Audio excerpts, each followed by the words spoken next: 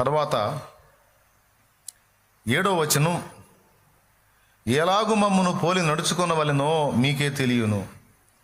మేము మీ మధ్యను అక్రమముగా నడుచుకొనలేదు, ఎవని యొద్దను ఉచితముగా ఆహారము పుచ్చుకొనలేదు. మేము మీలో ఎవనికి భారముగా ఉండకూడదని ప్రయాసముతోనూ కష్టముతోనూ రాత్రింబగళ్ళు పనిచేయుచు జీవనము చేసితిమి. మీరు మమ్మను పోలి నడుచుకొనవలెనని మమ్మను మేము మాదిరిగా కనపరుచుకొనుటకే ఈలాగు చేసితిమి, కానీ మాకు అధికారము లేదని కాదు, చేయలేదన్నాడు. ఇక్కడ ఈ రోజు ధ్యానానికి సరిపోయినటువంటి పాయింట్ ఒకటి ఉంది. ఇక్కడ పౌలు అపోస్తలులు వాళ్ళు నడుచుకున్నటువంటి క్రమము, సమస్త విషయాలలో వాళ్ళు ప్రవర్తించినటువంటి తీరు మనకు మాదిరిగా ఉండటానికి వాళ్ళు అలాగూ అన్ని విషయాల్లో ప్రవర్తించారు అని పౌలు మహనీయుడు మాట్లాడాడు. మనకు ముందుగా ఉన్న దైవజనులు, మనతో ఉన్నటువంటి దైవజనులు, మనం ప్రేమించి వెంబడించేటువంటి దైవజనుల యొక్క మాదిరి మనకు చాలా ప్రాముఖ్యమని ఈ మాట ద్వారా తెలుస్తుంది. అంటే వాళ్ళు జీవించి మనకు సవాల్ ఇచ్చారు, అంటే మనల్ని ఛాలెంజ్ చేశారు. యేసు ప్రభు జీవించి అపోస్తలుల్ని ఛాలెంజ్ చేశాడు. యేసు ప్రభు అపోస్తలులు ఇద్దరు కలిసి మనల్ని ఛాలెంజ్ చేశారు. నీకు దమ్ముంటే నేను చేసినట్టు మీరు చేయండి అని కొంతమంది అంటారు కదా. ఒక బరువు ఎత్తినోడు మిగిలిన వాళ్ళని ఛాలెంజ్ చేస్తాడు, మీకు దమ్ముంటే మీరు ఎత్తగలరా ఈ బరువు అని. ఒక పనితనం చేసినోడు మిగిలిన వాళ్ళని ఛాలెంజ్ చేస్తాడు, మీకు దమ్ముంటే మీరు చేయగలరా ఇలాగా అని. అలాగా కొంతమంది కొన్ని పనులు, అసాధ్యమైన పనులు చేసి మిగిలిన వాళ్ళకి ఛాలెంజ్ ఇస్తారు, మీ వల్ల అయిద్దా, మీకు చేత అయిద్దా, మీరు చేయగలరా ఇలాగా అని. ఇక్కడ 3 మాటలు, ఒకటి ఛాలెంజ్ అన్నాను, సవాల్ అన్నాను, మాదిరి అన్నాను. మాదిరి, ముందు నడుచుకున్న వారి యొక్క మాదిరి చొప్పున మనం నడుచుకోవాలి. దాన్ని మాదిరిగా తీసుకోవచ్చు, ఛాలెంజ్గా లేదా సవాల్గా తీసుకొని మనం నడవచ్చు. ఉదాహరణకి హెబ్రీ పత్రిక 11వ అధ్యాయము, హెబ్రీ పత్రిక 11వ అధ్యాయము 33వ వచనం నుంచి చదువుతున్నాను, చూడండి.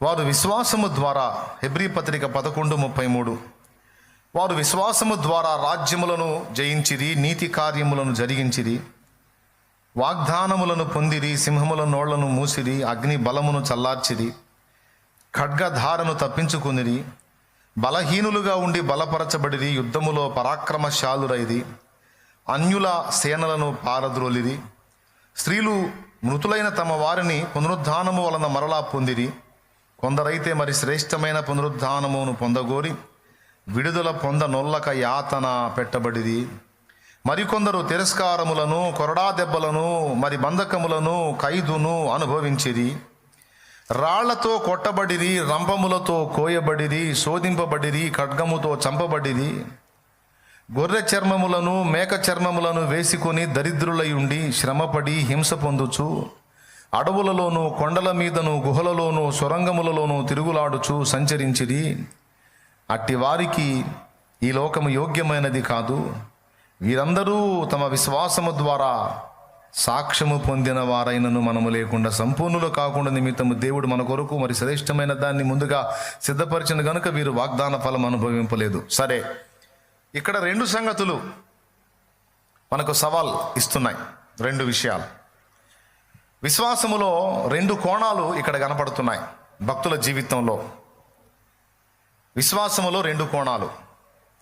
ఒకటి, విశ్వాసము ద్వారా వాళ్ళు పొందినటువంటి గొప్ప అద్భుతములు, వాళ్ళు సాధించిన ఘన కార్యాలు. 2వ కోణం, విశ్వాసమును బట్టే వాళ్ళు పొందిన ఘోరమైన హింస, వేదన, దుఃఖము, దరిద్రత, అవమానము. ఇవి రెండు విశ్వాసాన్ని బట్టే వాళ్ళు చేశారు. మొదటిది చెప్పాను, వాళ్ళు సింహాల నోళ్ళు మూశారు, రాజ్యములను జయించారు, ఖడ్గదార తప్పించుకున్నారు, అగ్ని బలము చల్లార్చారు. దేన్ని బట్టి? హెబ్రీ పత్రిక 11వ అధ్యాయం 1వ వచనం నుంచి ఇప్పుడు నేను చదివించిన వచనాల వరకు అన్నీ కలిసి ఏం చెప్తున్నాయో తెలుసా?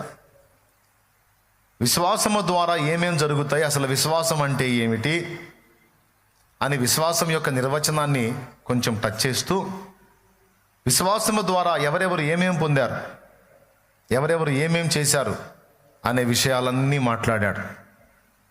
మీరు విశ్వాసాన్ని గురించి ఒక అధ్యాయంగా చూడాలంటే హెబ్రీ పత్రిక 11 చూడొచ్చు.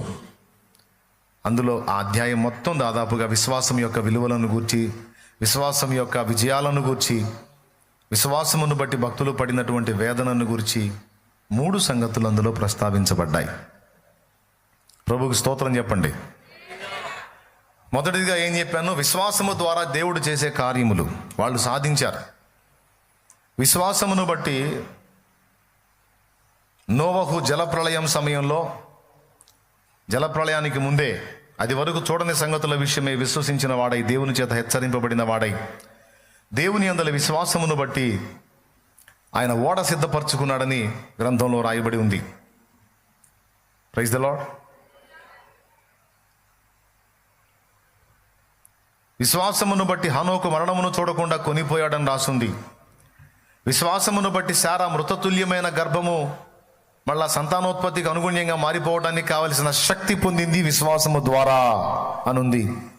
విశ్వాసాన్ని బట్టి అబ్రహాం ఇస్సాకును బలిగా అర్పించి తిరిగి పొందినట్టుంది. అలాగా విశ్వాసము ద్వారా ఎవరెవరు ఏమేం సాధించారో ఆ జాబితా మొత్తం ఇక్కడ ఉంది హెబ్రీ పత్రిక 11లో. అంటే దేవుని యందు విశ్వాసం ఉంచి దేవుని శక్తిని ఆశ్రయించుట ద్వారా భక్తులు సాధించుకున్నటువంటి ఘనకార్యాలు మనల్ని సవాల్ చేస్తున్నాయి, మనల్ని ఛాలెంజ్ చేస్తున్నాయి. అది పాయింట్ నెంబర్ 1. విశ్వాసము, వారి విశ్వాసము మనకు మాదిరి మాత్రమే కాదు, మనల్ని సవాల్ చేస్తూ ఛాలెంజ్ చేస్తుంది. ప్రతికూలమైన పరిస్థితులలో దేవుని నమ్ముట ద్వారా, దేవుని మీద ఆనుకునుట ద్వారా ఇదిగో ఇవన్నీ మేము సాధించాము అని భక్తులు విశ్వాసాన్ని బట్టి సాధించిన విజయాలు మనల్ని సవాల్ చేస్తున్నాయి. క్లిష్టమైన పరిస్థితుల్లో నీవు దేవుని విశ్వసించుట ద్వారా, దేవునికి ప్రార్థన చేయటం ద్వారా, దేవునికి విజ్ఞాపన చేయటం ద్వారా ఘనకార్యాలు సాధించుకున్న చరిత్ర నీకుందా? ఇదిగో మమ్మల్ని చూడు, మేము అది సాధించాం అని వాళ్ళు మనకు సవాల్ చేస్తున్నారు. నేను చెప్పేది ఏమైనా అర్థమవుతుందా మీకు? ప్రతికూలమైన పరిస్థితుల్లో ఇదిగో మోకాళ్ళు నీ ప్రార్థన చేసి దేవుని మీద ఆనుకొని అసంభవమైన కార్యాలను దైవశక్తి ద్వారా జరిగించి మీ ముందు మేము సవాల్ ఉంచాం, ఛాలెంజ్ ఉంచాం. మరి మీ సంగతో ఇలాంటి కార్యాల్లో ఒకటైనా మీరు చూడగలిగారా? అందుకోగలరా మా అంతస్తుని అని వాళ్ళు ఒక ఛాలెంజ్ మనకి ఇవ్వటం అనేది మనం చూస్తాం, ఒక మాదిరి మనకి ఇవ్వటం అనేది చూస్తాం. అగ్ని ఎవరినైనా దేన్నైనా దహిస్తుంది, కానీ విశ్వాసాన్ని బట్టి అగ్ని ప్రవేశం చేసిన శద్రకు మేషాకు అబేద్నెగోలను అగ్ని ఏమీ చేయలేకపోయింది. కారణం దేవుని శక్తి అగ్ని బలమును చల్లార్చింది. అలా దేవుని శక్తి దిగి అగ్ని బలాన్ని చల్లార్చడానికి ఈ ముగ్గురు భక్తత్రయం, ముగ్గురు భక్తులు వారు కలిగి కనపరిచిన విశ్వాసము దేవునికి ఆధారమైంది. ఈరోజు చిన్నదానికి పెద్దదానికి హడావుడి పడుతూ గందరగోళం అయిపోతున్నటువంటి మనం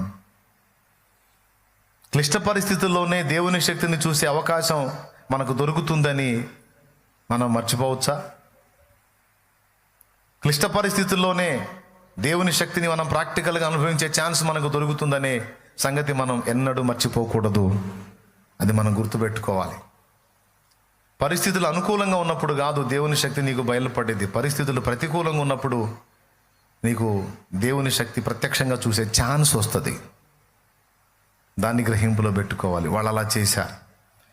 వాళ్ళు ప్రతికూలతలు ఏర్పడ్డప్పుడు కంగారు పడలేదు, దిగులు పడలేదు, గందరగోళం అయిపోలేదు. కానీ దేన్నైనా సాధ్యం చేయగల దేవుని యందు విశ్వాసం ఉంచి దేవునికి ప్రార్థన చేసి దేవుని మీద ఆధారపడుట ద్వారా, దేవుని మహిమపరచుట ద్వారా, కఠిన శ్రమలలో సైతం విశ్వాసమును బట్టి దేవుని స్తుతించుట ద్వారా మానవాతీతమైన కార్యములు ఎన్నో సాధించారు.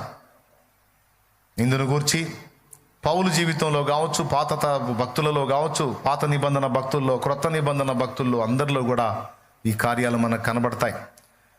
పుతోను అనే దయ్యమును వెళ్ళగొట్టినందుకు, సోది చెప్పే దయ్యాన్ని పోగొట్టి లాభ సాధనాన్ని తొలగించాడు అని పౌలు శీలలను కొట్టి చెరసాలకు అప్పగిస్తారు ఆ దుర్మార్గులు. ఒళ్ళంతా పచ్చడైపోద్ది, హోనం చేస్తారు. చెరసాల్లో పడి మధ్యరాత్రి వేళ వాళ్ళు వాస్తవంగా దెబ్బలను బట్టి బాధతో మూలుగుతూ ఉండాలి. కానీ వాళ్ళు అలా చేయకుండా దేవునికి ప్రార్థన చేసి తర్వాత దేవుని స్తుతించడం మొదలుపెట్టారు.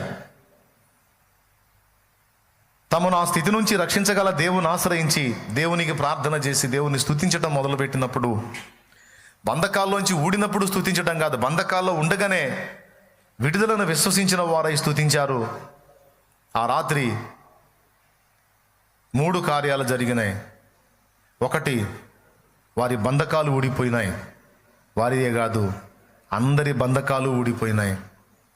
2, దేవుని శక్తి ఏమిటో భక్తులు అనుభవించారు, తమతో కూడా ఉన్నవాళ్ళు అనుభవించారు. 3, శతాధిపతి ఫ్యామిలీ రక్షింపబడింది రాత్రి.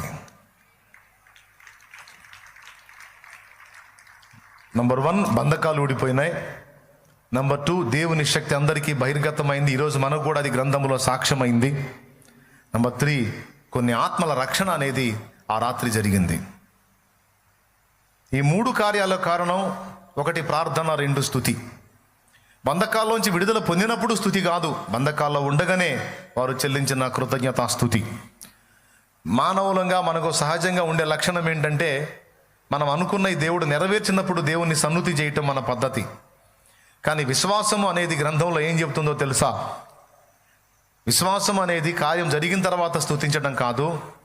దేవునికి ప్రార్థన చేసి అది దేవుని యొద్దకు చేరింది, దేవుడు బదులిచ్చాడని విశ్వసించి 2వ పనిగా ఏం చేస్తుందో తెలుసా?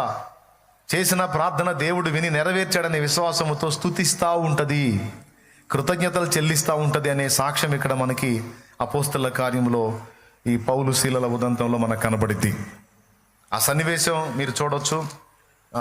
రిఫరెన్స్ మనోడు చెప్తాడు, రాసుకోండి. అపోస్తలుల కార్యములు 16వ అధ్యాయం 23వ వచనం నుండి. వారు చాలా దెబ్బలు కొట్టి వారిని చెరసాల్లో వేసి భద్రముగా కనిపెట్టవలనని చెరసాల నాయకునికి ఆజ్ఞాపించిరి. అతడు అట్టి ఆజ్ఞను పొంది వారిని లోపలి చెరసాల్లోనికి త్రోసి వారి కాళ్లకు బొండ వేసి బిగించెను. అయితే మధ్యరాత్రి వేళ పౌలును శీలయు దేవునికి ప్రార్థించుచు కీర్తనలు పాడుచు నుండిరి. వినుచుండిరి. దేవునికి ప్రార్థించుచు కీర్తనలు పాడుచు ఉండిరి. ప్రార్థన చేస్తున్నారు, పాటలు పాడుతున్నారు, ప్రార్థన చేస్తున్నారు, పాటలు పాడుతున్నారు. ఇదంతా ఆ ఖైదీలందరికీ కూడా ఒక వింతగా ఉంది. ఇంతవరకు ఎంతోమంది ఖైదీలు వచ్చారు, తనులు తిన్నోళ్ళు మూలుగుళ్ళు విన్నారు తప్ప దెబ్బలు తిని ఒళ్ళంతా పచ్చడైన దశలో కూడా దేవునికి ప్రార్థన చేస్తూ దేవుని స్తుతించటం. ఏం మేలు జరిగిందని? మంచి చేస్తే చెడు ఎదురైందన్నట్టు దయ్యాన్ని ఎళ్ళగొడితే పట్టుకొని వీళ్ళని కొట్టారు. ఆ బిడ్డను పీడించి శోధిస్తున్న దురాత్మను వెళ్ళగొట్టి ఆ ఆడపిల్లని బంధ విముక్తురాలని చేస్తే మంచి జరిగిందని సన్మానించకపోగా ఒళ్ళంతా గుల్లయ్యేటట్టు కొట్టారు. ఏందయ్యా మాకేం ఒరిగిందయ్యా? మంచికి పోతే చెడు ఎదురైందని, మేలు చేద్దామంటే కీడు ఎదురైందని. ఏంది నాయనా మాకు ఈ కర్మ? ప్రార్థన కూడా చేయబుద్ధి కావట్లేదు ప్రభా, స్తోత్రం కూడా చెప్పబుద్ధి కావట్లేదు ప్రభా అనే పనికిమాలిన మాటలు మాట్లాడలే వాళ్ళు. సణుకోలా గొణుక్కోలా మనలో కొంతమంది లాగా. మరి ఏం చేశారు? దానికి భిన్నంగా వాళ్ళు దేవునికి ప్రార్థన చేశారు, కృతజ్ఞతాస్తుతులు చెల్లిస్తూ ఉన్నారు. ఎందుకు అంటే దేవుడు ఆయన చేతిలో మా జీవితాలు కలిగి ఉన్నాడు. ఆయనకు తెలియకుండా మాకేది జరగదు. మాకు ఇలాంటి పరిస్థితిని దేవుడు అనుమతించాడంటే ఇక్కడ ఏదో కార్యం ఉంది. దెబ్బలకు మా దేహాలను అనుమతించిన దేవుడే వాటిని స్వస్థపరుస్తాడు, బాగు చేయగలుగుతాడు. కాబట్టి దేవా, ఈ కార్యాన్ని బట్టి కూడా నీకు స్తోత్రం. ఏం ఆశించి మమ్మల్ని ఇక్కడ దాకా తీసుకొచ్చావో ఆ కార్యాన్ని నెరవేర్చుకో నాయనా. నీకు ఇష్టమైతే, నీ చిత్తమైతే ఈ బంధకాల్లోంచి నీ సువార్త ప్రకటించినట్లు మమ్మల్ని బయటికి తీసుకో. నీ కృతజ్ఞతా స్తోత్రాలని దేవునికి ప్రార్థనలు చేసి ఏ అంశాలు చేశారో, ఏ సంగతులు చేశారో మొత్తానికి ప్రార్థన చేశారు. అంతటితో ఆగకుండా కార్యము జరగక మునుపే స్తుతించారు. యాకోబు రాసిన పత్రిక 5వ అధ్యాయం 13వ వచనంలో సంతోషము కలిగితే, కార్యము జరిగితే అతడు ప్రభువుని స్తుతించాలి, కీర్తన పాడాలి అన్నారు. మీలో ఎవనికైనాను సంతోషము కలిగనా అతడు కీర్తనలు పాడవలెను అన్నాడు. మీలో ఎవనికైనాను శ్రమ సంభవించనా అతడు ప్రార్థన చేయవలెను. ఎవనికైనాను సంతోషము కలిగనా అతడు కీర్తనలు పాడవలెను. ఈ రెండు చేశారు వాళ్ళు అక్కడ చెరసాలలో. అపోస్తలుల కార్యం 16లో చెరసాలలో వాళ్ళు ఉన్నప్పుడు శ్రమ సంభవించనా ప్రార్థన చేయి, సంతోషం కలిగనా కీర్తన పాడు. ప్రార్థన చేసి వాళ్ళు సంతోషంగా ఉన్నారు. వాళ్ళు దుఃఖముఖులై లేరు, కృంగిపోయలేరు, కుమిలిపోయలేరు. ప్రార్థనకి ఇంకా ఇయ్యాలిస్తాడు, రేపిస్తాడు జవాబు అనుకుంటా కూర్చోలేదు. ప్రార్థన చేసి ప్రార్థన దేవుని దగ్గరికి వెళ్ళింది, జవాబు ఖాయమని విశ్వసించిన వారై దేవుని సన్నుతించడం మొదలుపెట్టారు, కీర్తనలు పాడటం మొదలుపెట్టారు. అంటే బంధకాల్లోంచి విడుదల పొందకముందే శ్రమలో ఉండగానే వాళ్ళు సంతోషించడం మొదలుపెట్టారు. ఆ నామాన్ని బట్టి దెబ్బలు తినడానికి, ఆ నామాన్ని బట్టి దూషణ పొందడానికి, ఆ నామాన్ని బట్టి అవమానం పొందడానికి, ఆ నామాన్ని బట్టి తిరస్కరించడానికి, ఆ నామాన్ని బట్టి గాయములు పొందడానికి, తాము యోగ్యులుగా ఎంచబడినందుకు ఆహా ఎంత ధన్యత ఇచ్చావు నాయనా, నీకు స్తోత్రం అంటూ పాడారు. నీ శ్రమలలో పాలొందుటయే నా దర్శనమాయనే, నా తనువందున శ్రమలు సహించి నీ వారసుడానైతిని. నీ శ్రమలలో పాలొందుటయే నా దర్శనమాయనే, నా తనువందున శ్రమలు సహించి నీ వారసుడానైతిని. ఆహా నా ధన్యత, ఓహో నా భాగ్యము, ఏమని వివరింతును, ఏమని వివరింతును. ఆహా నా ధన్యత, ఓహో నా భాగ్యము, ఏమని వివరింతును, ఏమని వివరింతును. నేనెందుకని నీ సొత్తుగా మారితిని, యేసయ్యా నీ రక్తము చే కడుగబడినందునా, నీ అనాది ప్రణాళికలో హర్షించెను నా నీ అనాది ప్రణాళికలో హర్షించెను నా. Praise the lord.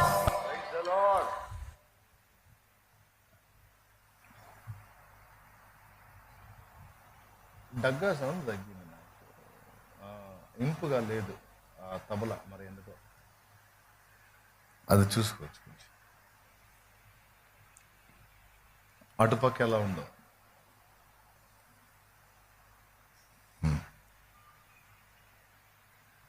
ఫస్ట్ నుంచి అంతే ఉంది. అదే అదే తెలియాల్సింది మన వాళ్ళకి. ఇక్కడ అన్ని ఇంపుగా ఉన్నాయా లేవా మానిటర్లో నుంచి చూసుకోవాలి. నాకెళ్ళి చూస్తున్నాడు ఆశు, నేను నాకెళ్ళి చూడకూడదు. ఆ బ్యాలెన్సింగ్ వాళ్ళే చేయాలి. సరే, ఎక్కడొచ్చాగా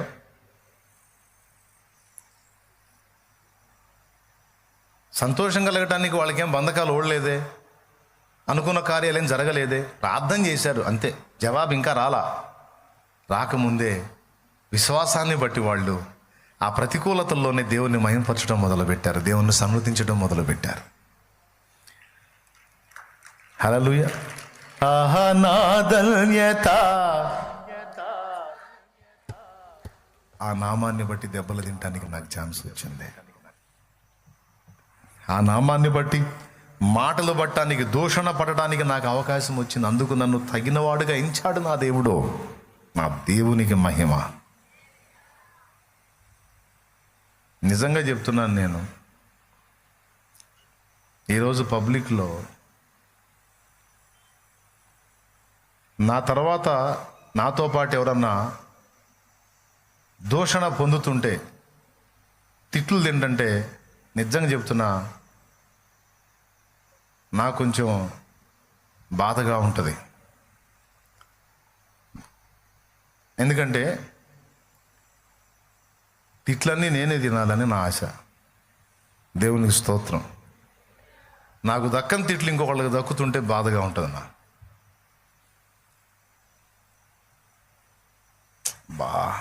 మరో బ్రదర్ కూడా తిట్లు తింటున్నాడు, నాతో వాటాకు వస్తున్నాడే. ఎవరు తిట్టించుకోకుండా అందరూ నన్నే తిడితే బాగుండు కదా.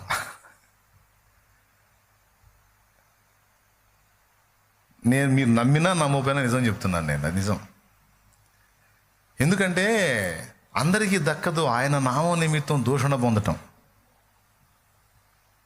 ఆయన నామం కోసం దెబ్బలు తింటాం, ఆయన నామం కోసం ప్రాణం పెట్టడం, ఆయన నామం కోసం తిట్లు తింటాం, ఆయన నామం కోసం వెలివేయబట్టం, ఆయన నామం కోసం సమాజంలో అవమానపరచబట్టం, ఆయన నామం కోసం నలుగురు పోరా అని త్రోసేయటం అనే భాగ్యం అందరికీ దక్కదు. అది కొంతమంది తెలియక దాని గురించి కన్నీళ్లు పెట్టుకొని చెబుతూ ఉంటారు. నన్ను అందరు వెళ్ళేశారు, నాతో ఎవరు పట్టించుకోవట్లేదు, నన్ను ఎవరు పలకరించట్లేదు, యేసు ప్రభువుని నమ్ముకున్నానని అని ఎడుతూ ఉంటారు. ఎందుకురా ఏడిచేది పిచ్చిమోహోడా?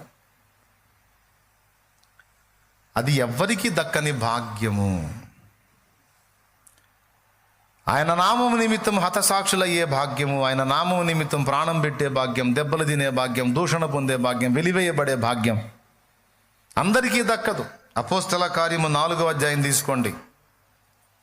అక్కడ చక్కగా రాసేశాడు గ్రంథములో. అపోస్తల కార్యములు 4వ అధ్యాయము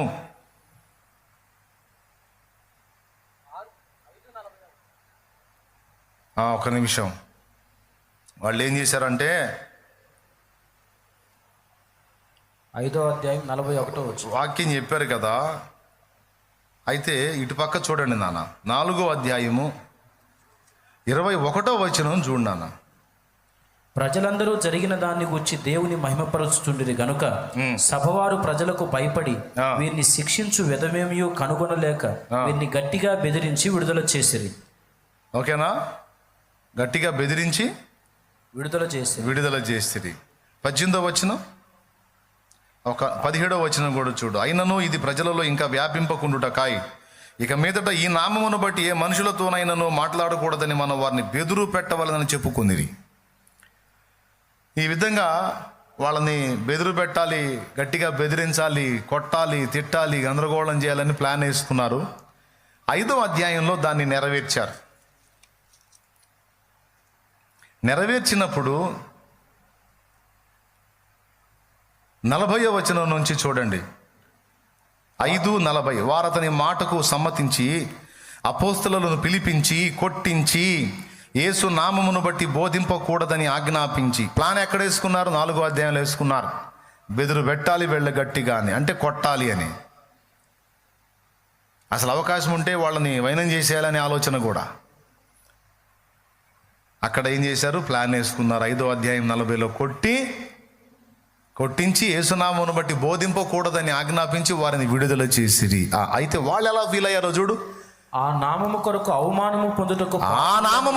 అవమానము పొందుటకు పాత్రులని ఎంచబడినందున వారు సంతోషించుచు మహాసభ ఎదుట నుండి వెళ్ళిపోయి. దేవునికి స్తోత్రం కలుగును గాక.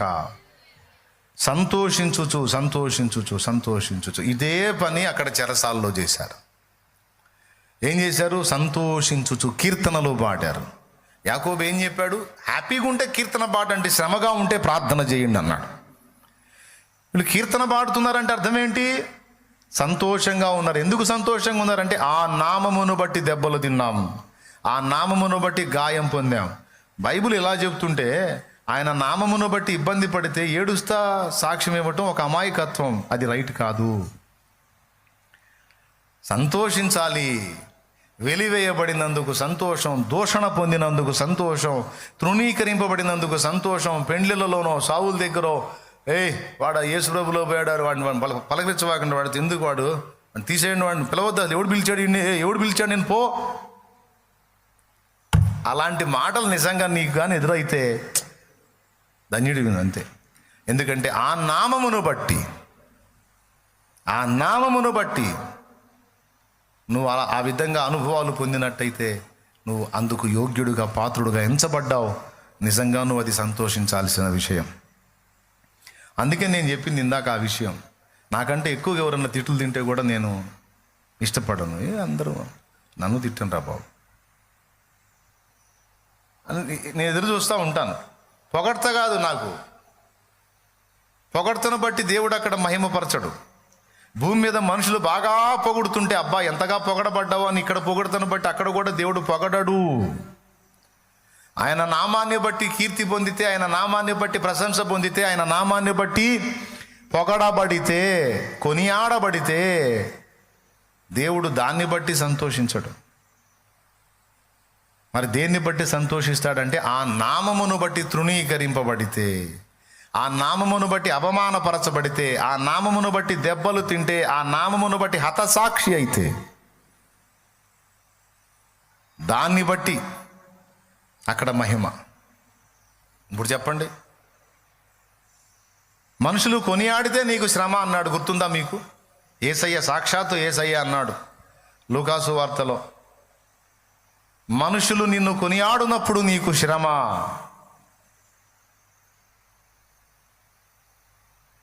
అందుకే పొగడ్తను ఎక్కువ స్వాగతించకూడదు. అందుకే నా సహోదర సేవకులు ఎవరన్నా నాకంటే ఎక్కువగా తిట్లు తింటే ఫీల్ అవుతూ ఉంటాను నేను.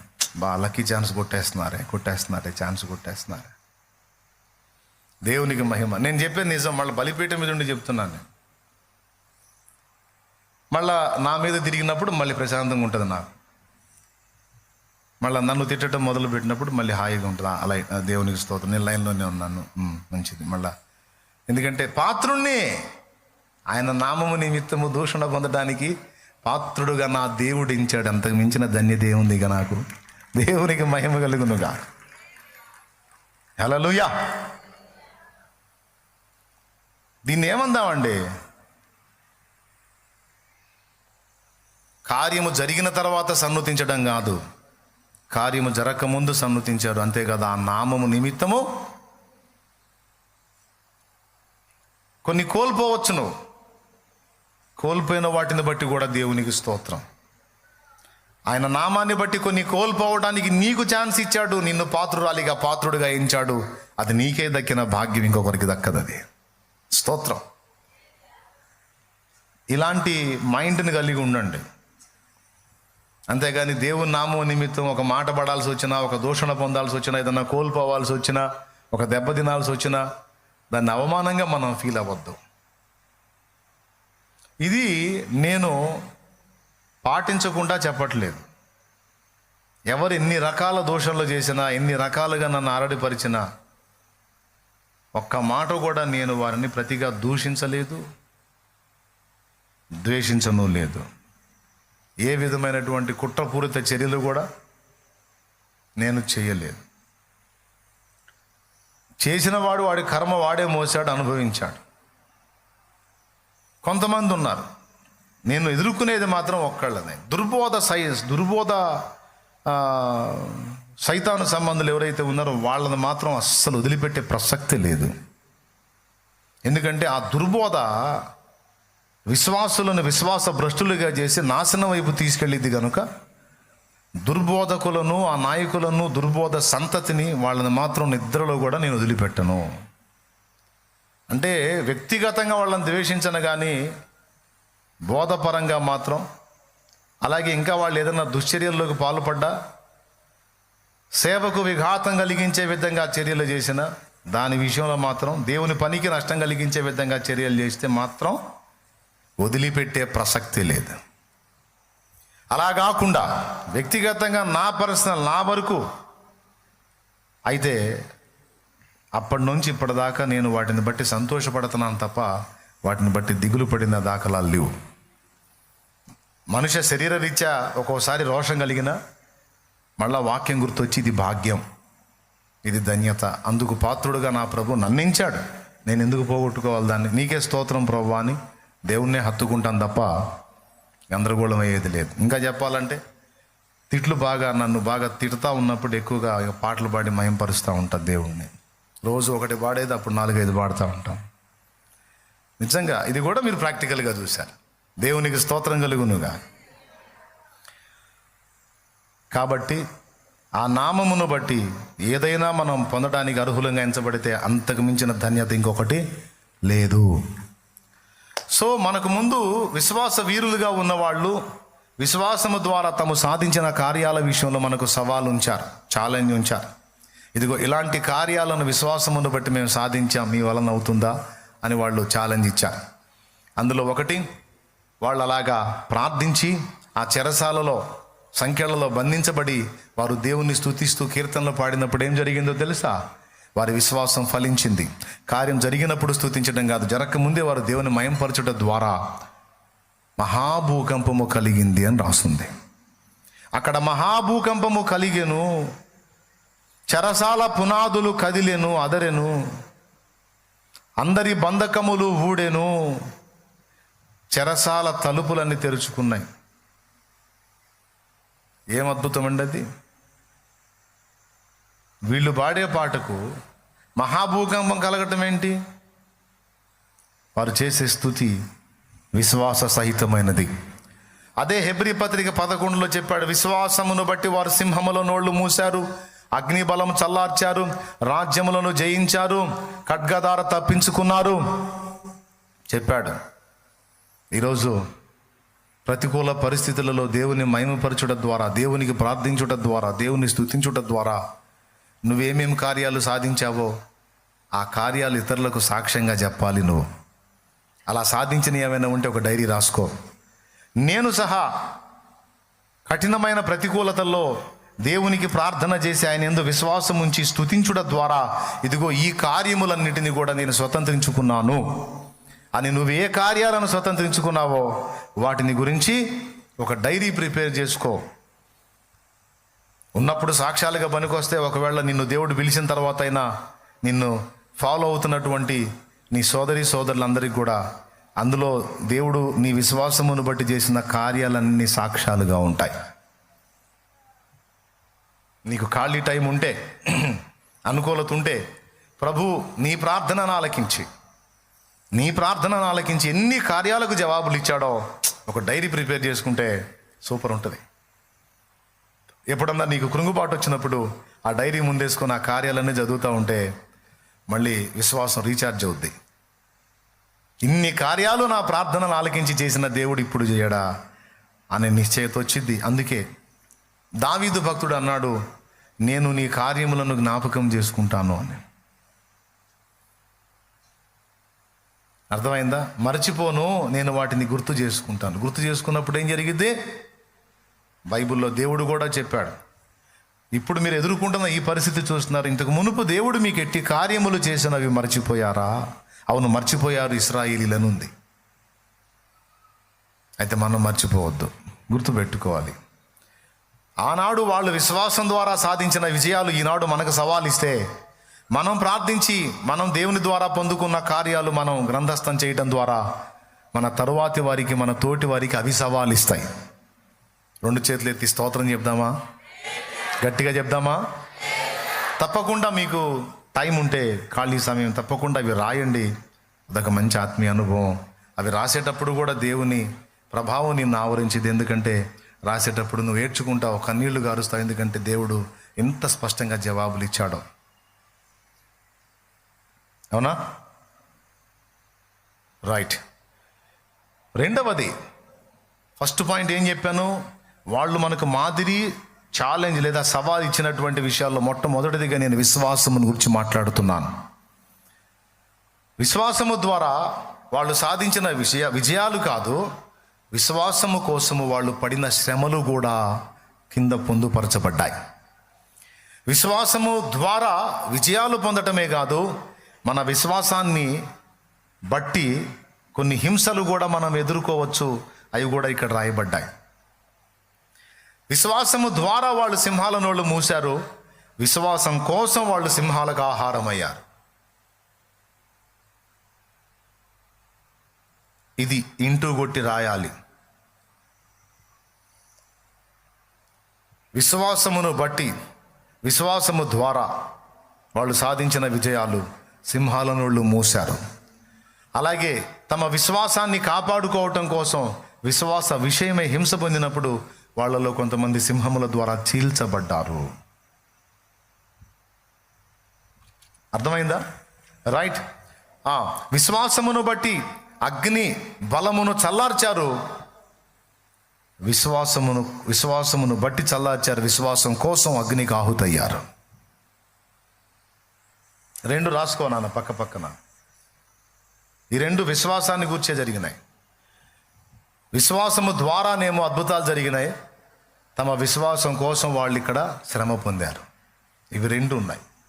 నేను చెప్పింది క్లియర్గా ఉందా మీకు? ఎంతమంది క్లారిటీ ఉంది ఈ విషయం? ఆన్లైన్లో వీక్షిస్తున్న వాళ్ళు, జూమ్లో కనిపిస్తున్న వాళ్ళు, లైవ్లో ఉన్న వాళ్ళు అందరూ దయచేసి రాసుకోండి బిడ్డ. విశ్వాసమును బట్టి, విశ్వాసము ద్వారా సింహాల నోళ్ళు మూశారు, తమ విశ్వాసాన్ని దక్కించుకోవటం కోసం సింహాలకు ఆహారమే. విశ్వాసాన్ని బట్టి విశ్వాసము ద్వారా అగ్ని బలము చల్లార్చారు, అదే విశ్వాసం కోసం వాళ్ళ అగ్నికి ఆహుతించబడ్డారు. నీరో అనే దుర్మార్గుడి పరిపాలనలో ఆదిమ క్రైస్తవ సంఘము యేసునందు విశ్వాసం ఉంచినటువంటి విశ్వాసాన్ని పట్టుకొని వాడు తోటలో స్తంభాలు కట్టి వాళ్ళ మీద తారు పోసి అగ్ని పెట్టాడు. వాళ్ళు సజీవంగా అగ్నికి ఆహుతవుతుంటే క్రైస్తవులు, వాడు వారి మధ్య మ్యూజిక్ ప్లే చేసుకుంటా తిరిగాడు. వాడు సితార వాయించుకుంటా తిరిగాడు. వాడు అలాంటి దుర్మార్గుడు నీరో. అదే భక్తులు నాడు అగ్ని బలమును చల్లార్చారు, దేవుని యందు విశ్వాసమును బట్టి. అదే దేవుని యందలి విశ్వాసము కోసం ప్రాణాలను కూడా అగ్నికి ఆహుతిగా అప్పగించేశారు. ఈ రెండు రైట్. మూడవది, విశ్వాసాన్ని బట్టి, విశ్వాసము ద్వారా ఖడ్గదార తప్పించుకున్నారు. అంటే రాజుల చేతుల్లో వాళ్ళు పడకుండా, ఖడ్గం చేతుల్లో పడకుండా శత్రువులను వాళ్ళు హతం చేశారు తప్ప శత్రువుల చేతికి చిక్కల. విశ్వాసమును బట్టి, విశ్వాసము ద్వారా. కానీ అదే దేవుని సంబంధులు తమ విశ్వాసం కోసం ఖడ్గమునకు తమ ప్రాణములు బలిచ్చారు. యాకోబు ఖడ్గము చేత చంపింపబడ్డాడనే విషయం అపోస్తల కార్యం 12వ అధ్యాయంలో రాయబడి ఉంది. గుర్తుందా మీకు? మొదటి వచనం నుంచి చూడండి. దాదాపు అదే కాలం ముందు రాజైన అపోస్తల కార్యములు 12వ అధ్యాయము మొదటి వచనం నుంచి చదువునానా. రాజైన హేరోదు సంఘపు వారిలో కొందరిని బాధపెట్టుటకు బలాత్కారముగా పట్టుకొని యోహాను సహోదరుడైన యాకోబును ఖడ్గముతో చంపించెను. ఇప్పుడు చూడండి, విశ్వాసమును బట్టి ఖడ్గమునకు బలైపోయారు. అదే విశ్వాసము ద్వారా ఖడ్గధార తప్పించుకున్నారని రాశాడు.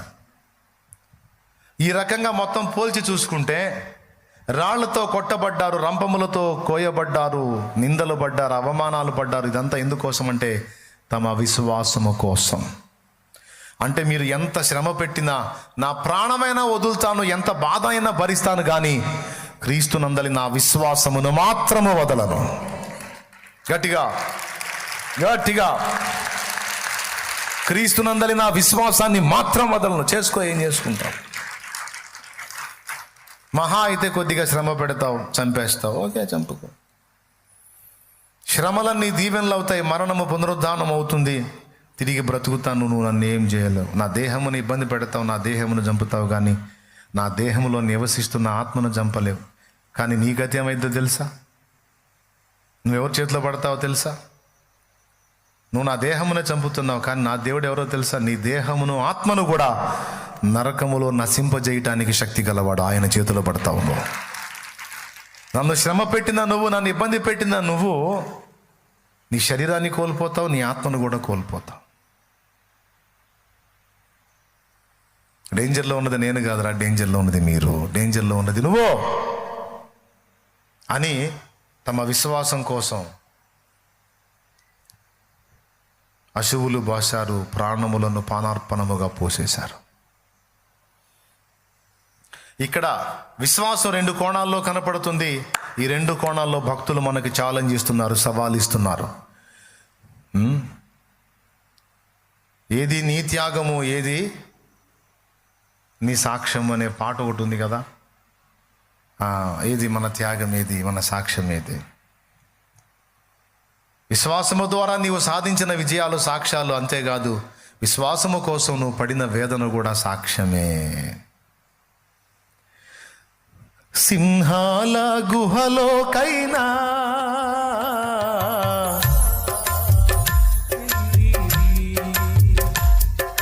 సింహాల గుహలోకైనా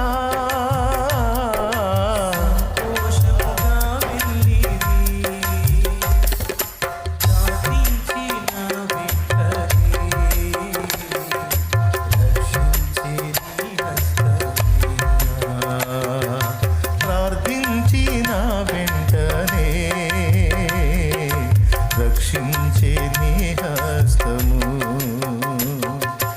యెహోవా నీ నామము ఎంతో బలమైనది,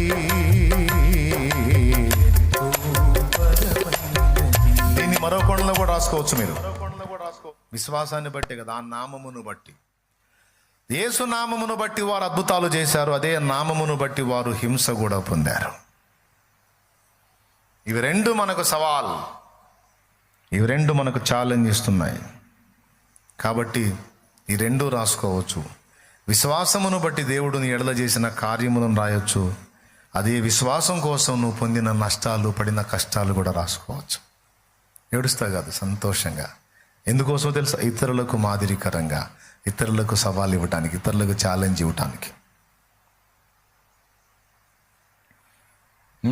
రిచర్డ్ ఉర్మ్బ్రాండ్ అనేటువంటి దైవజనుడు ఒక బుక్ రాశాడు. మీకు తెలిస్తే, మీకు దొరికితే తెచ్చుకొని చదువుకోండి. సత్యం కోసం చిత్రహింసలు అనేటువంటి పుస్తకం. అబ్బా, దేవుని యందలి విశ్వాసాన్ని కాపాడుకోవటానికి వాళ్ళు ఎంత బాధలు పడ్డారు అందులో రాశారు. అవన్నీ చూసినప్పుడు మనకు ఛాలెంజ్, అరే ఇంత బాధలు వాళ్ళు పడితే ఏందిరా మనం పడింది, ఏందిరా మనం చేసింది దేవుని కోసం త్యాగం.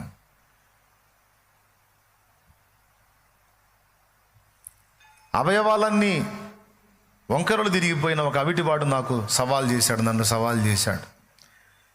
ఒక సంఘం కట్టి, ఒక సంఘం దేవుని కృపలో కట్టి, దేవుని శక్తితో కట్టి, ఆ ఒక్క పరిచర్య చేసుకుంటా తిరుగుతున్న నన్ను నరసరావుపేటలో ఒక కూటంలో కాళ్ళు చేతులు మొత్తం బాడీ అంతా బెండ్ అయిపోయినటువంటి ఒక దైవజనుడు, అతను ఒక వ్యక్తి తీసుకెళ్ళి కూర్చోబెట్టాలి కుర్చీలో, మైక్ ఒక వ్యక్తి సెట్ చేయాలి, అప్పుడు అతను మాట్లాడతాడు వాక్యం. అంత వికలాంగుడు ఆయన. వాక్యం అయిపోయింది. అయిపోయిన తర్వాత నేను ఆయన దగ్గరికి వెళ్ళి, బ్రదర్ మీరు సువార్థికుడిగా ఉన్నారా, సంఘ కాపరిగా ఉన్నారంటే, నేను సంఘ కాపరినే బ్రదర్, నేను 2 సంఘాలు దేవుని కృపతో 2 చోట్ల కట్టడం జరిగింది, 3వ చోట క్రొత్తగా ప్రారంభించాను అన్నాడు. అప్పుడు అది నాకు సవాల్ చేసింది, ఆ పాయింట్ నన్ను సవాల్ చేసింది, సిగ్గు అనిపించింది నాకు. అది సవాల్ చేయటం అంటే. అష్టవంకర్లు తిరుగున్నాడు ఆ బిడ్డ పాపం. నాకేమయ్య రోగం, టాప్ టు బాటం బ్రహ్మాండంగా ఉన్నాను. కాటా వేస్తే 70-80 కేజీలు తక్కువ దోగును. ఏ వంకర ఇచ్చాడు నాకు, ఎన్ని తలాంతులు ఇచ్చాడు, ఎంత కృపనిచ్చాడు. ఇన్ని పెట్టుకొని నేను అన్ని వంకర్లు ఉన్నాడు, అంత బలహీనుడు, ప్రతి దానికి ఒకటి మీద ఆధారపడాల్సినోడు, 3 ప్రాంతాల్లో పరిచర్యలు జరిగిస్తూ ఉంటే 2 గట్టి 3వది మొదలు పెడితే నేను ఎన్ని కట్టాలి? ఇదేంది ఇంత దరిద్రంగా తయారయ్యాను నేను? ఆ బిడ్డ యొక్క పరిచర్య నన్ను సవాల్ చేసింది. నేను తీసుకున్నాను, దాన్ని ఛాలెంజ్గా తీసుకున్నా, సవాల్ తీసుకున్నాను. నీకు స్తోత్రం ప్రభువా అని ఆ రోజే పక్కకు వచ్చి దేవుని వైపు చూసి ప్రార్థన చేశాను. దయచేసి నన్ను కనికరించు, ఇక నేను ఖచ్చితంగా మరికొన్ని ప్రాంతాలకు వెళతాను ప్రభువా అని దేవునికి ప్రార్థన చేసుకొని అప్పుడు మొదలుపెట్టింది విప్పర్లపల్లి నరసరావుపేట పరిచర్యలు. ఒక ఆదివారం రోజు ఇక 3 చోట్ల ప్రభు బల్ల, 3 చోట్ల ఆరాధన, 3 చోట్ల సందేశం. ఇక ఆదివారం రోజు ఇక నేను పండుకునేసరికి 1 గంట, 1:30, 2, ఒక్కోసారి 3 కూడా అయ్యేది. పర్వాలేదు. మరి ఏది త్యాగం? అవయవాలు బలహీనంగా ఉన్నవాడు, వికలాంగుడైన వాడు అన్ని చేస్తుంటే అన్ని బాగున్నాడు, నేను ఎన్ని చేయాలి? అందుకే ఆ 3తో ఆకుండా మళ్ళా దైవజనుల్ని సిద్ధపరిచి వాళ్ళకు ఉపదేశం చేసి మరికొన్ని చోట్లకు దర్శించి వాళ్ళని అక్కడికి పంపించి, ఒక చోటకు దర్శించటం, ఒక చోట ఒక కుటుంబాన్ని ఆధారం చేసుకోవటం, ఆ బిడ్డను బట్టి అక్కడికి వెళ్ళటం, ఒక దైవజనుని సిద్ధపరిచిన వాడిని అక్కడ పరిచయం చేయటం. ఆ విధంగా దేవుని కృపను బట్టి వందలాది కుటుంబాలు ఈరోజు సేవక కుటుంబాలుగా మారిపోయాయి, దైవజనులు అయ్యారు. వందలాది ఫ్యామిలీస్ దైవజనుల ఫ్యామిలీస్ అయినాయి. అంటే వందల మంది దైవజనులు తయారై వందలాది సంఘాలు ఏర్పడటం జరిగింది. అంటే 3 సంఘాలతో ఆగకుండా దేవుడు ఆ ఛాలెంజ్ని నాకు చూపించి 300కు పరిగెత్తేటట్టు చేశాడు. దేవునికి స్తోత్రం కలుగునుగాక. అంటే ఏది మన త్యాగం, ఏది మన ప్రయాస, ఏది మన సమర్పణ, ఏది మన విశ్వాసం? విశ్వాసమును బట్టి సాధించిన విజయాలయ్యి, విశ్వాసం కోసం పడినటువంటి అవమానాలయ్యి, గాయాలయ్యి, బాధలయ్యి, ఇబ్బందులయ్యి, తిరస్కారాలయ్యి, దూషణలయ్యి దేవుని కృపను బట్టి నాకున్నాయి. నేను చెప్పాల్సిన అవసరం లేదు, మీరే చెబుతారు. నేను ఎన్ని తిన్నానో మీరే చెబుతారు, నేను చెప్పాల్సిన అవసరంలా. ఇంకా చెప్పాలంటే కొంతమంది నన్ను దూషించే దూషణలు చూసి కొంతమంది వాళ్ళు ఏడ్చారు. నేనేమో నవ్వుతా తిరుగుతున్నాను. అన్నని ఇలా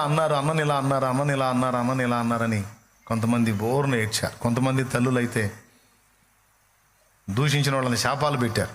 మీరు నాశనం అయిపోతారా, నా బిడ్డ మీద పడ్డారు, మీరు ఎట్లా పోతారు అని శాపాలు పెట్టారు.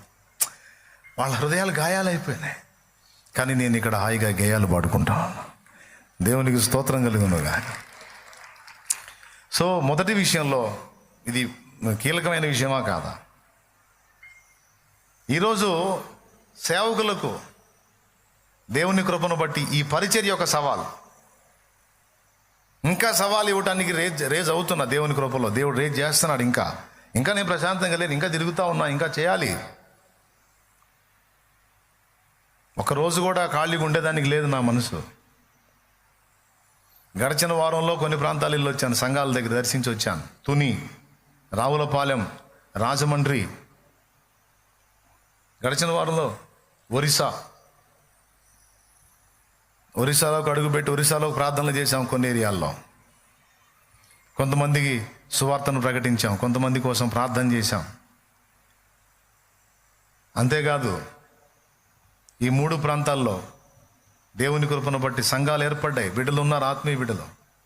వాళ్ళని దర్శించి వాళ్ళ కోసం వాళ్ళకు వాక్యం చెప్పి వాళ్ళకు ప్రార్థన చేసి వచ్చాను. మళ్ళా ఆ 4 ప్రాంతాలు దర్శించుకుంటానే 2 లైవుల్లో మీకు అందుబాటులోకి వచ్చాను.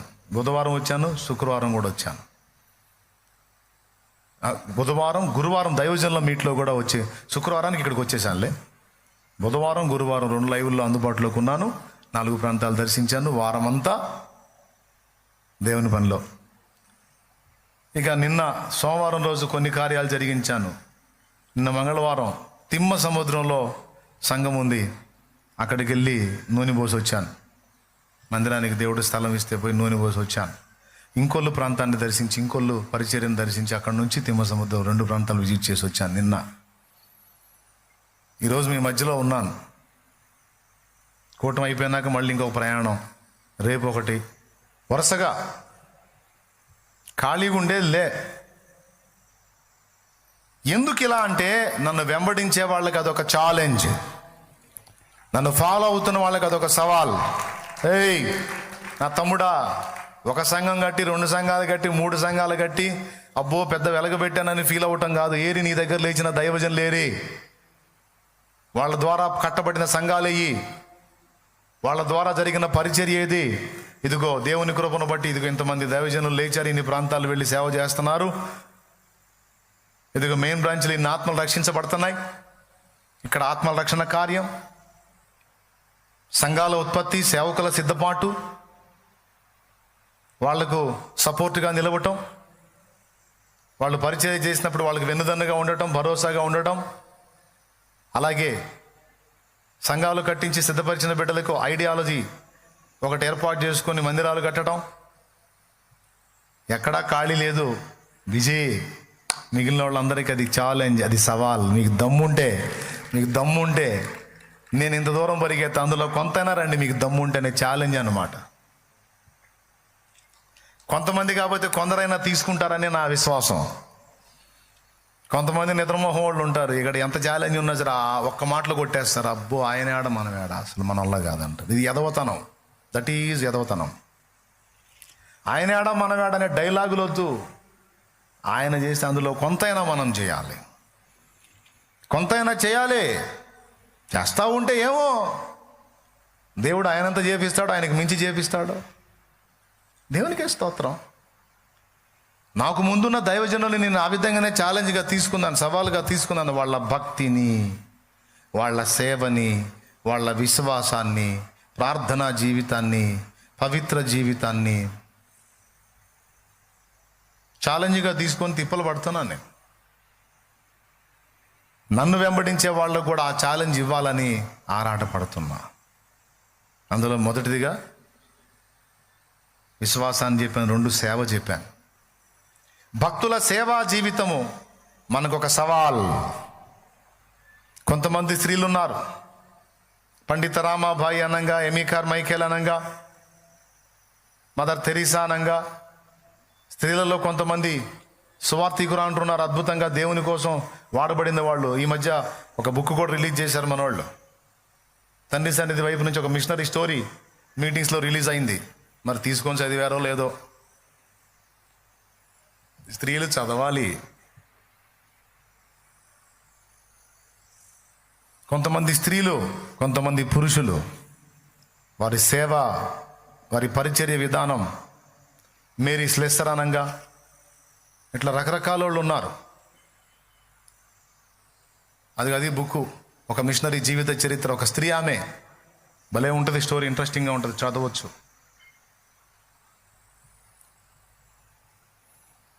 చాలామంది లేడీస్ ఉన్నారు, వాళ్ళ సాక్ష్యాలు ఉన్నాయి, మండిస్తాయి మనల్ని. చదవాలి. ఏం చేస్తున్నాను నేను, నా త్యాగం ఏది, నా పరిచర్య ఏది, నా సువార్త ప్రకటన ఏది, నేను సాధించిన ఆత్మలయ్యి, నేను చేసిన పరిచర్య ఏది. భారాన్ని రేపుతాయి. చదవాలి, ఛాలెంజ్ తీసుకోవాలి. భక్తుల విశ్వాసంలో 2 కోణాలు చెప్పాను. అలాగే భక్తుల సేవలో కూడా మనం సవాలు చేయబడతాం. పౌలు అన్నాడు, మాదిరి కోసం మీకు ఉంచాను, ఇలాగా మాదిరి కోసం ఉంచాను అన్నాడు. ఏంటి? కష్టపడి పనిచేస్తూ సువార్త ప్రకటించాను అని. శ్రమపడుతూ సువార్త ప్రకటించింది, శ్రమపడుతూ దేవుని మయంపరిచింది, ఆ నామం కోసం నిందల అవమానాలు భరించింది, దెబ్బలు తిన్నది, కొరడాలతో కొట్టబడ్డది, రాళ్ల దెబ్బలు తిన్నది, చివరికి హతసాక్షులై కూడా మనకు సవాల్ ఇస్తున్నారు వాళ్ళు. క్రీస్తు కోసం ఇదిగో మా శివులు ధారపోసాం, మా విశ్వాసం కోసం ప్రాణాలే పెట్టేశాం, మరి మీ సంగతి ఏమిటి అని ఒకసారి ఆలోచించండి. దైవ జనాంగం, విశ్వాసగణం సేవ కొరకు సవాల్ చేయబడాలి. వాళ్ళ నివాసాలనే మందిరాలుగా కేటాయించేశారు. వాళ్ళ నివాసాలని, వాళ్ళ సామాన్లన్నీ ఒక పక్కకు సర్దుకొని వాళ్ళు ఉండే నివాసాలని దేవుని పరిచర్య కొరకు అప్పచెప్పారు ఆనాటి అపోస్తల కార్యాల్లో. ఈరోజు కూడా దేవుని కృపను బట్టి నా ఆత్మీయ బిడ్డలో కొంతమంది ఆత్మీయ బిడ్డలు వాళ్ళ గృహాలలో దేవుని మందిరానికి, దేవుని సన్నిధికి స్థానం ఇచ్చి అక్కడ పరిచర్యను ప్రారంభించి అందులో సపోర్ట్ చేసి చివరికి ఒక సంఘం ఏర్పడిన తర్వాత బయట ల్యాండ్ తీసుకొని మందిరం కట్టి అక్కడికి షిఫ్ట్ అయిన దాకా వాళ్ళ సామాన్లన్నీ సర్దుకొని వాళ్ళు ఇబ్బందులు పడతా కూడా దేవుని పరిచర్య జరగటానికి నాంది పలికారు. మంగళగిరిలో ఒక గుడిసెలోకి వెళ్ళాను నేను. గుడిసె చిన్నది పాపం, 2 యవనస్తులైన కొడుకులు, భార్యాభర్త కుటుంబం అది. కానీ ఆదివారం వచ్చేసరికి వాళ్ళు ఏం చేశారో తెలుసా? దైవజనుడు ఇక్కడ నుంచి బిడ్డ అక్కడికి వెళ్ళేసరికి సామాన్లన్నీ ఒక పక్క సర్దుకొని ఒక కట్టను కట్టేస్తారు దానికి అడ్డం. ఆ గుడిసె మొత్తం ఖాళీగా ఉండేటట్టుగా ఒక 20 మంది పట్టేటట్టు దాన్ని ఖాళీ చేసి ఆ గుడిసెలో ప్రేయర్ పెట్టుకోవడానికి గుడిసెలో స్థానం ఇచ్చారు. కోట్లకు పడగలెత్తిన కోటీశ్వర్లు ఉన్నారు, పెద్ద పెద్ద భవంతులు ఉన్నాయి, ఎకరాల స్థలాలు ఉన్నాయి, అనేక రకాల స్థలాలు ఉన్నాయి. కానీ పిల్లికి బిచ్చం పెట్టరు, సచ్చిన ఎట్లా ఉంటుందంటే ఎంగిల్ చేత్తో కాకిని దోలరు, సచ్చినా దేవుని కొరకు ఇంత త్యాగం చేయరు. కొన్ని బతుకులు మళ్ళీ దేవుడి గురించి పెద్ద పెద్ద మాటలు మాట్లాడుతూ ఉంటారు, అబ్బో మహాభక్తుల్లాగా పిక్చర్ ఇస్తూ ఉంటారు. నేను లోపల పగలబడి నవ్వుకుంటా ఇవన్నీ ముచ్చట్లు ఆపాలని. దేవునికి స్తోత్రం, హల్లెలూయా. అన్ని అవకాశాలుండి కూడా దేవునికి ఇంత స్థానం ఇయ్యరు. కానీ మనం కనపడితే పెద్ద పెద్ద ముచ్చట్లు మాట్లాడుతూ ఉంటారు దేవుడి గురించి. అసలు నిజంగా బ్రదర్ అది ఇది బ్రదర్, అది బ్రదర్, ఇది బ్రదర్ అని నేను నవ్వుకుంటా ఉంటా. ఈ అన్ని షోలు ఎవరికి తెలియదు, నాకు తెలియదే. ఎవరి దగ్గరైనా వేయచ్చు, కానీ ముందు నా దగ్గర మాత్రం అస్సలు పనికిరావు. దేవునికి స్తోత్రం. ఏం చేశావు నువ్వు? ఈ ముచ్చట్లు ఆపు. అదిగో అది చూడండి, అది గుడిసె. అది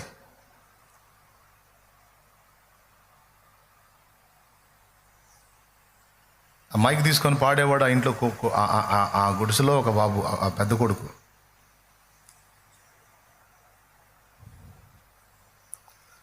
ఈరోజు ఆ చిన్న పరిచర్య, ఈరోజు అక్కడ ఒక మందిరం, దాదాపు 100 మంది కంటే ఎక్కువ మంది ఆరాధిస్తూ ఉన్నారు మంగళగిరి మందిరంలో. తెచ్చేనాడు ఈ లోకంలోకి ఏం వచ్చేనాడు ఈ లోకంలోకి ఏం తేలేదు, సత్యనాడు ఏం తీసుకొని పోం.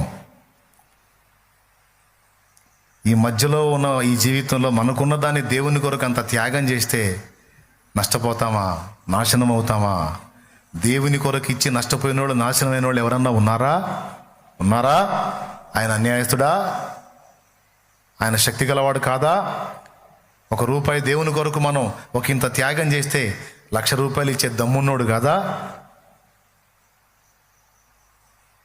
కానీ కొంతమంది బుద్ధి, మంచోడి బుద్ధి మాంసం దగ్గరని ముచ్చట్లు మాత్రం మామూలుగా చెప్పరు, కానీ దేవుడికి అంత స్థలం, అంత స్థానం, అంత ఆశ్రయం కల్పించరు.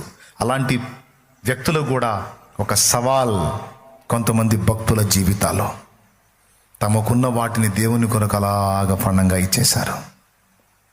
తమ స్థిరాస్తులను నమ్మి కూడా తెచ్చి అపోస్తలుల పాదాల దగ్గర పెట్టానా సేవకు వాడండి అన్నారు. అదిగో ఫస్ట్ గుడిసె చూశారు, ఇప్పుడు మందిరం చూస్తున్నారు. పోయినేడు ప్రతిష్ఠ చేసి వచ్చాం, గుర్తుందా? పోయినేడు ప్రతిష్టలో మంగళగిరి మందిరం కూడా ఉంది. ఇప్పుడు ఇంకా వరుసగా ప్రతిష్టలు ఉన్నాయి. మందిరాలన్నీ రెడీ అవుతున్నాయి, కొన్ని రెడీ అయినాయి, కొన్ని రెడీ అవుతున్నాయి. అన్ని ఫైనల్ అయినాక ఓ పక్క నుంచి మళ్ళీ ప్రతిష్టలు మొదలు పెడతా దేవుని చిత్తం అయితే. దేవునికి స్తోత్రం కలుగును గాక. హల్లెలూయా, హల్లెలూయా, హల్లెలూయా, హల్లెలూయా. ఏది నీ త్యాగము? ఏది నీ దేవుని కోసం చేసే త్యాగం? ఏది నీ డైరీలో రాసుకోవటానికి? ఇదిగో నా నివాసముని ఇచ్చాను, ఇదిగో నాకు దేవుడిచ్చింది ఇచ్చాను, ఇదిగో ఇలా చేశాను, అలా చేశాను. ఏది? ఈరోజు ఇంత మందిరము, ఇంత ప్రదేశంలో మనం ఆరాధిస్తున్నాం, ఇన్ని సౌకర్యాలు పొందుతున్నాం. ఇదంతా ఎవరి త్యాగమో తెలుసా? మీలాగా కూర్చున్న వాళ్ళలో కొంతమంది తమకున్న స్థిర చర ఆస్తులను అమ్మి, వాళ్ళ వెండి బంగారాలను అమ్మి తెచ్చి నా చేతుల్లో పెడితే, ఈ స్థలం ఏం తక్కువ రేటు ఉంటుందా? ఈ మందిరము, ఈ పరిచర్య, ఇదంతా. అందుకే ఎవడన్నా దీని జోలికి వస్తే వాడు నాశనం అవుతాడని ఎందుకు చెప్తున్నానంటే, వాడు దెబ్బతింటాడని ఎందుకు చెప్తున్నానంటే, ఇదేదో ఎవడో అమెరికన్ డాలరు, $1 పెడితే ఇండియాలో 85-90 రూపాయలు వస్తాయి అమెరికన్ డాలర్కి. వాడు $1,00,000 ఇచ్చాడు అనుకో, ఇక్కడ ఇంచుమించు 80 నుంచి 90 లక్షలు అయింది. అట్లాగా ఏంది, అక్కడ 1,00,000తో ఇక్కడ 80 లక్షలు చేసుకొని చేసింది కాదు ఇది. పరిశుద్ధుల రక్తం. ఉద్యోగాలు చేసుకుంటూ, వ్యాపారాలు చేసుకుంటూ, కూలి పని చేసుకుంటూ, నానా రకాలుగా శ్రమ పడుతూ, నా దేవునికని వాళ్ళ కష్టార్జితంలో నుంచి బిడ్డలు చదువుకొని జాబులు వస్తే దానిలో నుంచి తీసుకొచ్చి వాళ్ళ త్యాగ ఫలం, వాళ్ళ సమర్పణ, వాళ్ళ బంగారము, వెండి సమస్తము. ఒక అక్క తనకున్న నివాస స్థలాన్ని అమ్మేసి తీసుకొచ్చి చేతిలో పెట్టింది. ఇంకొక అక్క తనకున్న భూమిని అమ్మి తీసుకొచ్చి చేతులు. అట్లాగే ఎంతోమంది వాళ్ళ కలిగినటువంటి సమస్తమును అమ్మి, నా దేవుని పని జరిగితే చాలు, నా బిడ్డలకు నా దేవుడే చూసుకుంటాడని. అయితే దేవుడు వారికి ఏం తక్కువ చేయలే. ల్యాండ్ అమ్మి మందిరానికి ఇచ్చినాక 2 బిడ్డలకి జాబులు వచ్చినాయి, వివాహాలైనాయి, పిల్లలు సూపర్గా ఉన్నారు. వాళ్ళ 2కి జాబ్స్ ఇచ్చాడు దేవుడు. నంబర్ 1గా ఉన్నారు. మళ్ళీ ఇద్దరు భారం కలిగిన పిల్లలే. అట్లాగే ఎంతమంది ఎన్ని రకాల త్యాగాలు చేశారో వాళ్ళందరినీ నా తండ్రి బ్లెస్ చేస్తూ వచ్చాడు, కానీ ఎవరిని నష్టపుచ్చిన దాఖలా లేదు. మనం ఆలోచన చేయాలి, ఏం చేస్తున్నాం మనం దేవుని కోసం. భక్తులు సవాల్ ఇస్తున్నారు. ఈరోజు మంగళగిరి గడ్డ మీద తండ్రి సన్నిధి పరిచర్య ఉందంటే ఆ గుడిసెలోనైనా అంత చోటు ఇవ్వకపోతే ఎక్కడ పెట్టేవాళ్ళం కూటం? ఆ రోజు ఆ గుడిసెలోకి వెళ్ళి, ఆ రోడ్డు పక్కన లంకలో ఉన్న గుడిసెలోకి వెళ్ళి కూటం పెడితే ఎంతమంది ఎగతాళి చేసి ఉండొచ్చు, ఎంతమంది నవ్వు ఉండొచ్చు. ఇది జరిగిద్దంటావా, ఇది అయ్యిద్దంటావా? కానీ స్థిరపరిచాడు, అయ్యింది, నిలబెట్టాడు, జరిగింది. దాన్ని స్థిరపరుస్తాడు యేసు నామములో నా తండ్రి. ఆమెన్. అట్లాగా నీ నివాసంలో ఎందుకు స్థానం ఇవ్వకూడదు?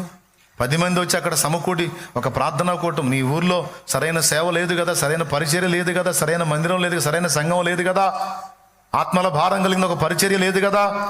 నువ్వెందుకు నాంది పలకకూడదు? నువ్వెందుకు ఆహ్వానించకూడదు? నువ్వెందుకు తలుపులు తెరవకూడదు దేవుని సువార్తకి, దేవుని సేవకి?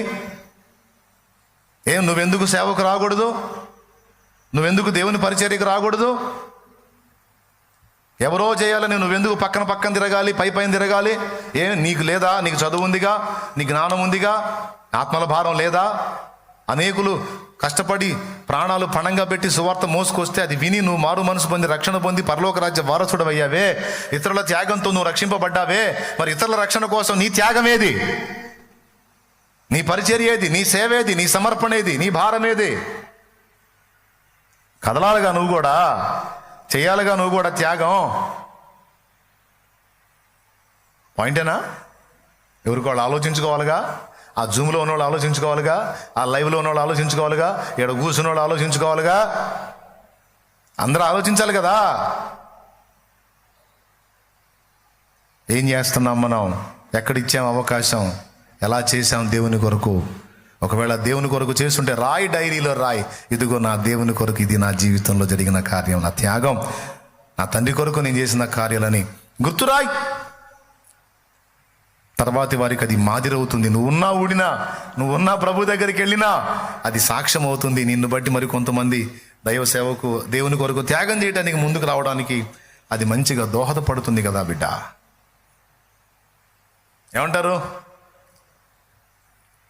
వారి త్యాగము నీకొక సవాల్. 3వ పాయింట్. మొదటిది విశ్వాసం. విశ్వాసంలో 2 కోణాలు చెప్పా. రెండవది సేవ. మూడవది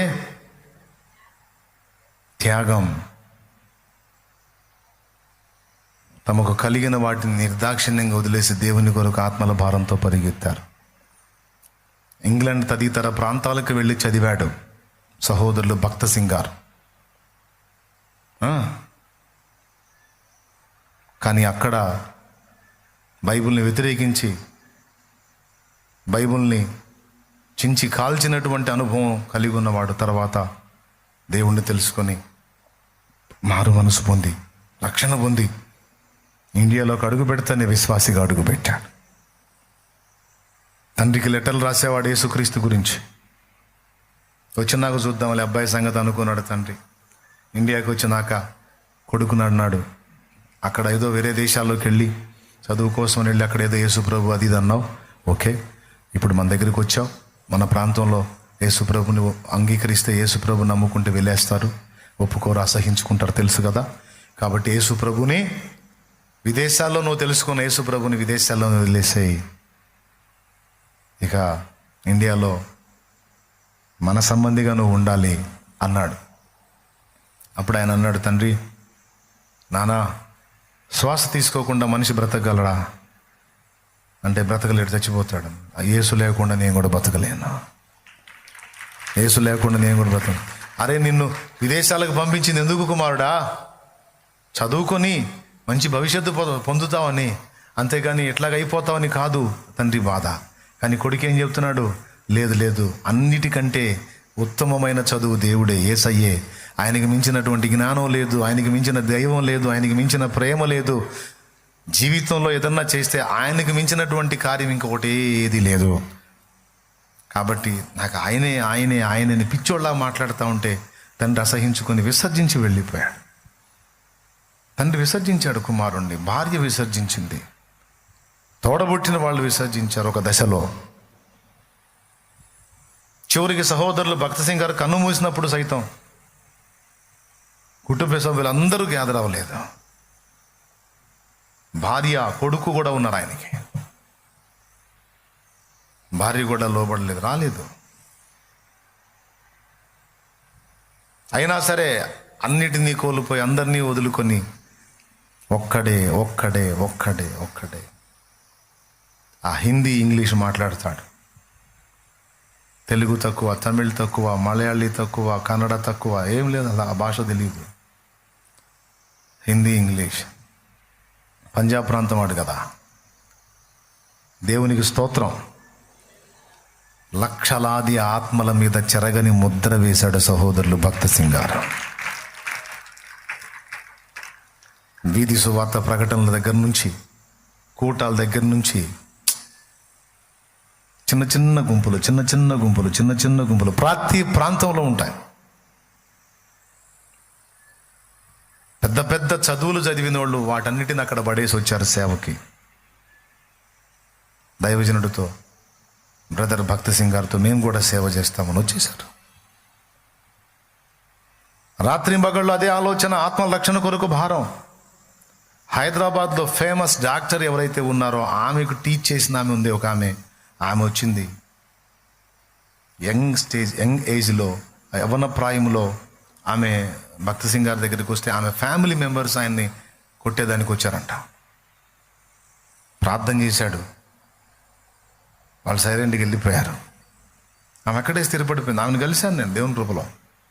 చెప్పింది, నా కోసం దైవజనుడి మీదకి వచ్చారయ్యా, నేను నిలబడ్డాను, నేను బెండ్ అవ్వలేదు, వెళ్ళలేదు. ఆయన ఏం చేస్తాడు, వెళ్ళు, నీ కుటుంబ సభ్యులేదో నీ గురించి ఆశలు కలిగి ఉన్నారు కదా అని. లేదు, నేను సేవ చేయాలి, దేవుని పని చేయాలి. ఎంత చదువు చదివింది, ఏ స్థాయి వ్యక్తి, దేవుని కృపను బట్టి పండు ఇప్పటికీ ఉన్నారు అక్కడే హెబ్రోన్లో. ఫోటోలు ఉన్నాయి వాళ్ళతో, నేను దిగిన ఫోటోలు ఉన్నాయి. వాళ్ళ చదువులు, వాళ్ళ అంతస్తు, వాళ్ళ సౌందర్యం, వాళ్ళ యవ్వన జీవితం మొత్తం పణంగా పెట్టేసి, మొత్తాన్ని వదిలేసి దేవుని సేవకు తమను తాము అప్పగించుకున్నారు. హైదరాబాద్ సరౌండ్స్ ప్రాంతాల్లో చిన్న చిన్న గుంపుల్ని సిద్ధపరిచి వీధి సువార్తలు ప్రకటించి, ఈరోజు హైదరాబాద్లో ఏదన్నా కాస్త కోస్తో దేవుని సువార్త ఉనికి ఉంది అంటే అందులో సింహభాగం హెబ్రోను సహవాసం యొక్క ప్రభావం ఉంది అని నేను చెప్తాను. దేవునికి స్తోత్రం కలుగును గాక. హల్లెలూయా. ఆ తర్వాత ఫోటోలు ఉంటాయి, ఆ తల్లులు వాళ్ళతో ఉన్న ఫోటోలు ఉంటాయి. ఎందుకు ఈ విషయాలు చెప్తున్నానంటే త్యాగం. అరుగో,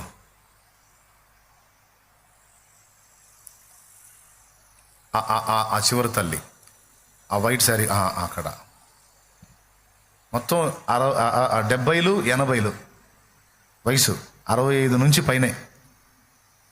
చూడు, వాళ్ళు రేకుల ఇంట్లో ఉన్నారు. దాదాపు 50 ఏళ్లకు పైచిలకు వాళ్ళు వీధి సువార్తలు ప్రకటించి, సండే స్కూళ్ళు ఏర్పాటు చేసి, ప్రార్థనా గుంపులను ఏర్పాటు చేసి, చిన్న సండే స్కూళ్ళు ఏర్పాటు చేసి అందులో పరిచయం చేసి, ఆ సండే స్కూల్లో పెరిగి పెద్ద అయిన వాళ్ళు మిషనరీలుగా వెళ్ళారు, సేవకులయ్యారు, దైవజనులుగా సేవకులయ్యారు. వాళ్ళు సేవ చేశారు. వాళ్ళు ఉన్న నివాసం చూడండి, వాళ్ళకి ఇంతవరకు సరైన సౌకర్యాలు లేవు, ఏసీలు లేవు, హడావుళ్ళు లేవు. ఆ రేకులు ఇలా చూడండి, అదిగో మొత్తం వాక్యాలతో నింపబడి ఉంటాయి. కనీసం సీలింగ్ కూడా చేయాలి ఆ రేకుల పంచకి. చెక్క తలుపులు, జాలీలు కొట్టిన తలుపులు. బయట చూస్తే ఆ మెల్ల మీద అంతా బట్టలు ఆరేసి ఉన్నాయి పాపం, చిన్న దండాల్లా గట్టి.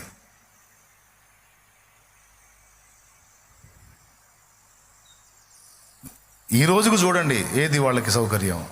అలాంటి స్థితిలోనే అలానే ఉంటూ వాళ్ళు సేవ చేస్తున్నారు. అటు పక్క చూడండి, ఆ సీలింగ్ షీట్లు ఊడిపోయి ఉన్నాయి. ఈరోజు కొంచెం సేవ చేస్తే చాలా అన్ని సౌకర్యాలు ఉండాలి, అన్ని భోగాలు ఉండాలి, అన్ని హోదాలు ఉండాలి, ఏది నొప్పి తగలకూడదు. మరి దాదాపు 50 ఏళ్లకు పైచిలకు సేవలు అలాగో కరిగిపోయి ఉన్నారు. వాళ్ళ వృద్ధాప్యంలో సైతం అలానే ఉన్నారు. వాళ్ళు ఈరోజు ప్రఖ్యాతిగాంచిన డాక్టర్లకే లెక్చర్ ఇచ్చినటువంటి లెక్చరర్ల వాళ్ళు, కానీ క్రీస్తు కోసం వాళ్ళ త్యాగం అది.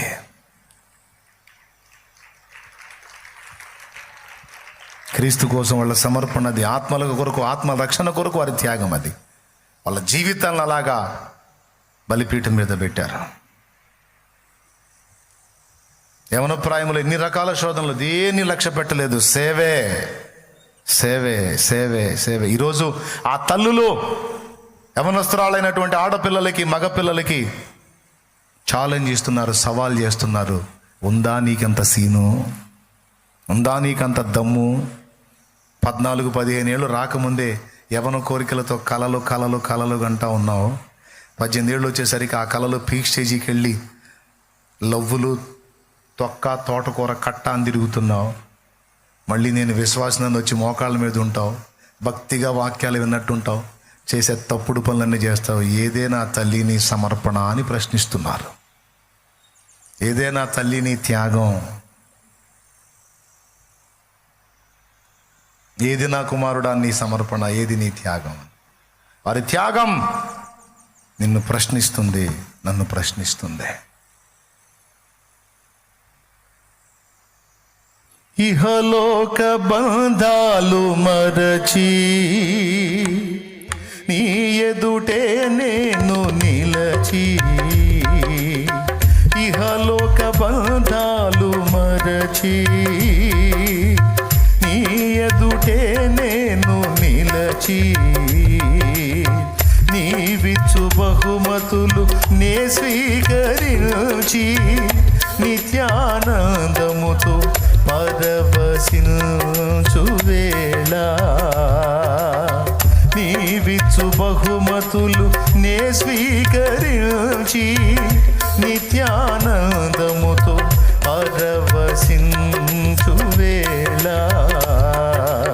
ఏమౌదునో నేనేమౌదునో, ఏమౌదునో నేనేమౌదునో, ఏమౌదునో నేనేమౌదునో, ఏమౌదునో నేనేమౌదునో, ఎవరు సమీపించలేని తేజస్సులో నివసించునా యేసయ్యా, నీ మహిమను ధరించిన పరిశుద్ధుడు నా కంటబడగానే,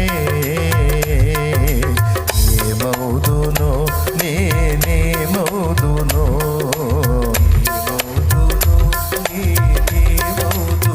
ప్రైజ్ ద లార్డ్. కుటుంబాలని త్యాగం చేశారు, సమాజాన్ని త్యాగం చేశారు, ఆస్తిపాస్తుల్ని త్యాగం చేశారు, తమ నివాసాలని, తమకున్న సమస్తాన్ని యేసుకై తమ యవన జీవితాన్ని కూడా పణంగా పెట్టి ధన్యులైన వాళ్ళు ఉన్నారు, ధన్యులైన వాళ్ళు ఉన్నారు. ఇప్పుడు చూడండి, మరి మనం ఛాలెంజ్ తీసుకోవాలి కదా, సవాల్ తీసుకోవాలి కదా. ఇలా చెప్పుకుంటూ పోతే చాలా వస్తాయని నేను అనను, కొన్నే ఉన్నాయి. 3 చెప్పాను. భక్తుల త్యాగాన్ని కూడా నువ్వు తీసుకోవాలి. ఆ త్యాగములో ఇవన్నీ మాట్లాడాను.